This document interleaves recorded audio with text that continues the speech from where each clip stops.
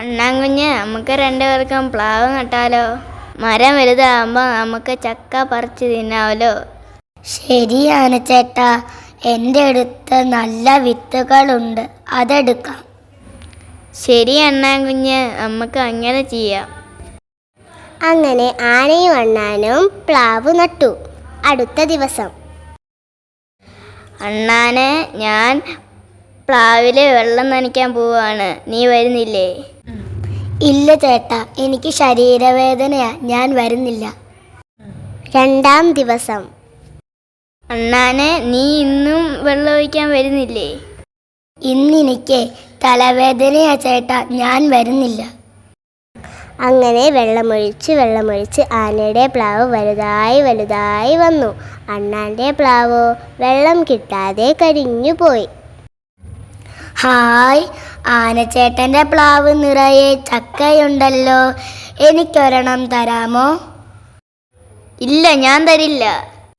അണ്ണാൻ പ്ലാവിൽ കയറി ചക്ക തിന്നു. എൻ്റെ ഒരു ചക്ക കാണുന്നില്ലല്ലോ.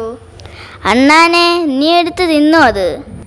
തിന്നൂലോ ചിൽ ചിൽ ചിൽ, ചക്ക തിന്നൂലോ ചിൽ ചിൽ ചിൽ. എന്ത്, നിനക്കിത്ര ധൈര്യമോ? ആന അണ്ണാനെ എടുത്തെറിഞ്ഞു. അണ്ണാൻ എണ്ണക്കുടത്തിൽ വീണു.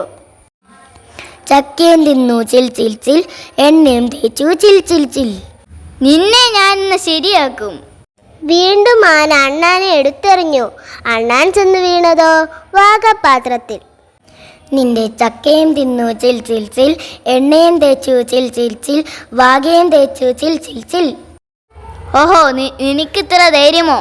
വീണ്ടും ആന അണ്ണാനെ എടുത്തെറിഞ്ഞു.